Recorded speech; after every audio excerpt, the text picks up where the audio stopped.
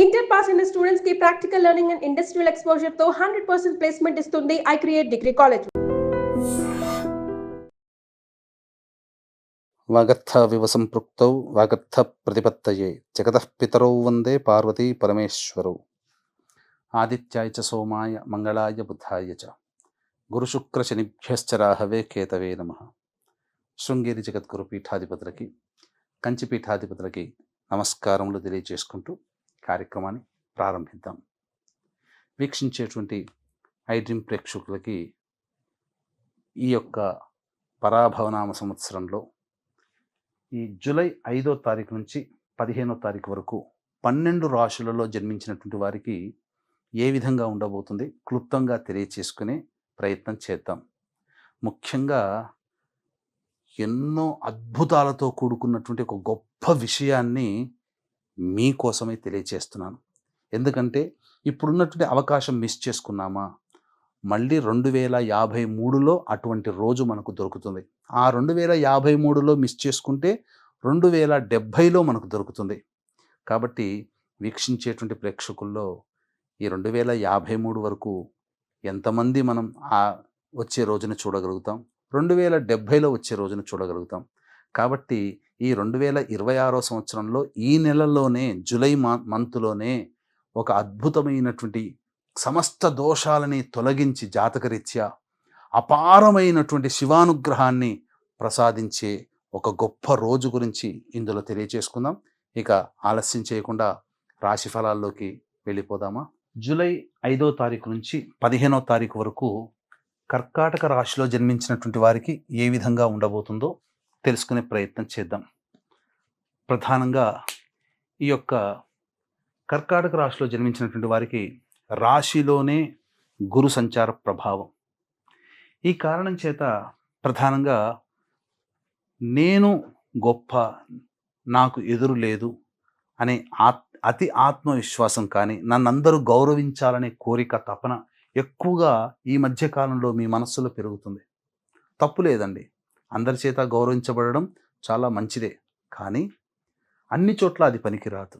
కాబట్టి మనం ప్రధానంగా మన దగ్గర ఉన్నటువంటి జ్ఞానాన్ని ఇతరులకి పంచి తద్వారా గౌరవం పొందాలి. అనగా మీకు తెలిసిన ఏ విషయాన్నైనా కానీ మీరు 10 మందికి చెప్పి ఆ 10 మంది ద్వారా మీరు గౌరవ మర్యాదలు పొందే ప్రయత్నం చేయాలి తప్ప అందరూ మిమ్మల్ని వచ్చి ప్రయత్నం చేయాలన్న ఆలోచన మాత్రం విడనాడితే అద్భుతమైనటువంటి ఫలితాలు ఈ కర్కాటక రాశిలో జన్మించినటువంటి వాళ్ళు పొందుతారు.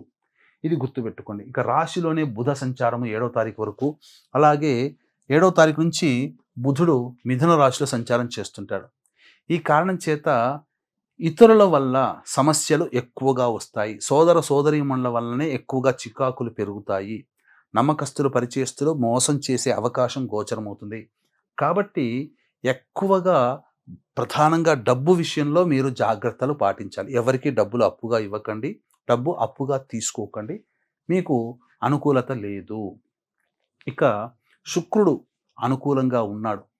ద్వితీయ స్థాన సంచార ప్రభావం వలన ఈ యొక్క కర్కాటక రాశిలో జన్మించినటువంటి వాళ్ళకి దాంపత్య సౌఖ్య జీవనం బాగుంటుంది. కుటుంబంలో ఆనందంగా జీవిస్తారు. విలువైన వస్తువులు, ఆభరణాలు, దుస్తులు కొనుగోలు చేస్తారు. అన్ని విధాలుగా దాంపత్య జీవితంతో పాటుగా ప్రేమికుల మధ్య కూడా మంచి అనురాగమైన ప్రేమతో కూడుకున్న జీవితం కూడా ఉంటుంది. చక్కగా సౌఖ్యవంతమైన జీవితాన్ని పొందుతారు. అయితే ఈ అష్టమ రాహు ప్రభావం కొంత అనారోగ్య సూచనలు కలగజేయడం, విషజ్వరాల పాలిన పడడం అనేటువంటిది జరుగుతుంది. కాబట్టి జాగ్రత్తలు పాటించండి. శని 9వ స్థానంలో సంచారం చేస్తూ ప్రధానంగా ఈ యొక్క సంబంధించినటువంటి స్థితిగతులు, అనగా సాధారణమైనటువంటి ఇబ్బందులే ఎక్కువగా శని ప్రభావంలో కలుగుతాయి. అనగా కింది స్థాయి వాళ్ళు సహాయ సహకారాలు అందించకపోవడం లాంటివి జరుగుతాయి. కానీ లాభమందు కుజుడు అద్భుతమైనటువంటి విషయం. సంతానం, మీ యొక్క సంతానము పేరు ప్రతిష్టలు పొందడం అనేటువంటిది కర్కాటక రాశి వారిలో జన్మించిన వాళ్ళకి కలుగుతుంది. ప్రతిభ కనుబరుస్తారు సంతానం, తద్వారా మీకు పేరు ప్రఖ్యాతులు సంతానం వల్ల కలుగుతాయి. ఇక వ్యయస్థానంలో రవి బుధుల యొక్క సంచార ప్రభావం, ఇది అనుకూలత కాదు. ప్రభుత్వ పరంగా చలాన్లు కానీ, ట్యాక్సులు కానీ కట్టాల్సినటువంటి పరిస్థితి కర్కాటక రాశి వారికి ఏర్పడుతుంది. కాబట్టి జాగ్రత్తలు పాటించండి. ముఖ్యంగా విద్యార్థులు బాగా కష్టపడితే తప్ప ఫలితాలు పొందలేనటువంటి పరిస్థితి. కావున బాగా కష్టపడి ప్రయత్నం చేయండి. దైవానుగ్రహాన్ని పొందే ప్రయత్నం చేయండి. అలాగే వృత్తి, ఉద్యోగ, వ్యాపార రంగంలో ఉన్నటువంటి వాళ్ళు పెట్టుబడులు పెట్టకుండా ఉన్న వాటిలోనే కంటిన్యూ చేయండి. ఉద్యోగస్తులు మరీ చెబుతున్నానండి. ఒక 2, 3 నెలల వరకు కూడా గ్రహాలు అనుకూలంగా లేవు. కాబట్టి కొత్త ఉద్యోగంలో ప్రయత్నాల కంటే ఉన్న ఉద్యోగంలో సర్దుబాటు చేసుకొని ముందడుగు వేసే ప్రయత్నం చేయండి. నిరుద్యోగస్తులు ఏదైనా మంచి అవకాశం రాగానే ఏ అవకాశం వచ్చినా వినియోగించుకోండి తప్ప నా స్థాయికి తగ్గింది రాలేదు అని బాధపడకండి. ఇక ముఖ్యంగా ఒక అద్భుతమైన విషయం తెలియచేస్తానని అన్నాను కదా! అదే జూలై 13వ తారీఖు రోజున ఏర్పడేటువంటి ఒక గొప్ప యోగం. విశ్వవ్యాప్తముగా అపారమైనటువంటి శివానుగ్రహం పొందే అవకాశం ఆ రోజు ఉంటుంది. ఆ రోజు సోమవారం, ఆరుద్ర నక్షత్రం, కృష్ణ చతుర్దశి తిథి, అమావాస్యతో కూడుకుంది. ఇది చాలా అద్భుతమైన యోగం. ఇది 100 శివరాత్రులతో సమానమైన బలాన్ని కలిగి ఉంటుంది, యోగాన్ని కలిగి ఉంటుంది. దీనినే మహాశైవాఖ్య యోగంగా చెప్పబడి ఉంది. ఇది మిస్ చేసుకున్నామా 2053 సంవత్సరంలో, అది మిస్ చేసుకున్నామా 2070 సంవత్సరంలో మాత్రమే ఈ యోగాన్ని మళ్ళీ చూస్తాం. ఎంతమంది చూస్తామో లేదో తెలియదు. కానీ అంది వచ్చినటువంటి ఈ రోజున మాత్రం ఎవ్వరూ మిస్ చేసుకోకండి. దగ్గరలో ఉన్నటువంటి శివాలయంలో అర్చనాభిషేకాదులు జరిపించుకోండి. ఇది మంచి రోజు కాబట్టే, అద్భుతమైనటువంటి యోగము కలుగుతుంది కాబట్టి దీన్ని దృష్టిలో పెట్టుకొని మన పీఠమాధ్వర్యంలో అరుణాచల క్షేత్రంలో కానీ, శ్రీకాళహస్తీశ్వర క్షేత్రంలో కానీ మీ జాతకరీత్యా కలుగు విద్య, వివాహ, ఉద్యోగ, దాంపత్య, అనారోగ్య సమస్యల నివారణకి, అలాగే మేష, మిథున, కర్కాటక, సింహ, కన్య, వృశ్చిక, ధనస్సు, కుంభ, మీన రాశిలో జన్మించినటువంటి వారికి శనీశ్వర హోమంతో పాటుగా నవగ్రహాల యొక్క అనుగ్రహం సంపూర్ణంగా ఉండడం కోసం నవగ్రహ పాశుపత హోమం, ఆరోగ్యం కోసం మృత్యుంజయ హోమం, సమస్యల నివారణకి సుదర్శన హోమము, సరస్వతి అనుగ్రహ ప్రాప్తి కోసం విద్యార్థుల కోసం సరస్వతి దక్షిణామూర్తి హోమాదులు జరిపించి కరుంగలి మాల ఇవ్వడం జరుగుతుంది. అవకాశం ఉన్నటువంటి వాళ్ళు వీలైనంత త్వరగా ఈ కార్యక్రమంలో నమోదు చేసుకునే ప్రయత్నం చేయండి. కేవలం 54 మందికి మాత్రమే అవకాశం ఉంది. అలాగే జూలై 13వ తేదీ 4 గంటలకి కార్యక్రమం ప్రారంభమవుతుంది కాబట్టి 3 గంటల లోపల మీ గోత్రనామాదులు నమోదు చేసుకోవచ్చు. ఇక గమనించుకున్నట్లయితే తేదీ రోజుల వారీగా మనం చెప్పుకోదలిస్తే 5, 6 తేదీల్లో ఆరోగ్యం పట్ల శ్రద్ధ వహించాలి. ఖర్చులు అధికంగా ఉంటాయి. మానసిక ప్రశాంతత లోపిస్తుంది. ఏ నిర్ణయం తీసుకోలేకపోతారు. 7, 8 తేదీలో గనక గమనించుకున్నట్లయితే ప్రధానంగా న్యాయ సంబంధమైన విషయాలు చర్చకు వస్తాయి. ఆస్తి తగాదాలు చర్చకు వస్తాయి.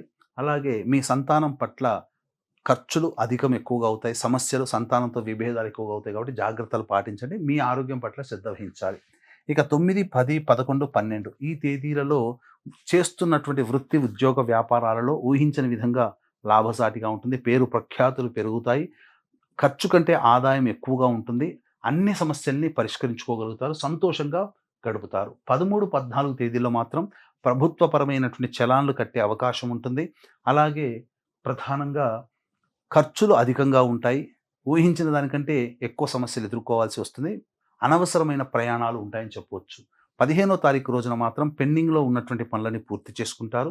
అలాగే విందులు, వినోదాలు కుటుంబ సభ్యులతో పాల్గొంటారు. పాత మిత్రులను కలుసుకునే అవకాశం గోచరమవుతుంది.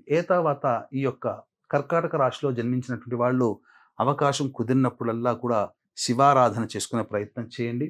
అలాగే సర్వదేవకృత లక్ష్మీ స్తోత్ర పారాయణము, ఈ యొక్క సంబంధించినటువంటి రాహుకేతుల ప్రభావం కాబట్టి కాలభైరవాష్టక పారాయణం రోజుకి 3 సార్లు జపించే ప్రయత్నం చేయండి. అన్ని విధాలుగా బాగుంటుంది.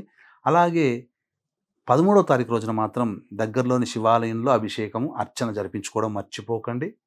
అవకాశం ఉంటే మీరు మన పీఠం ఆధ్వర్యంలో అరుణాచలంలో లేదా శ్రీకాళహస్తిలో జరిగే కార్యక్రమంలో నమోదు చేసుకునే ప్రయత్నం చేయండి. సర్వం శ్రీ ఉమామహేశ్వర పరబ్రహ్మార్పణమస్తు.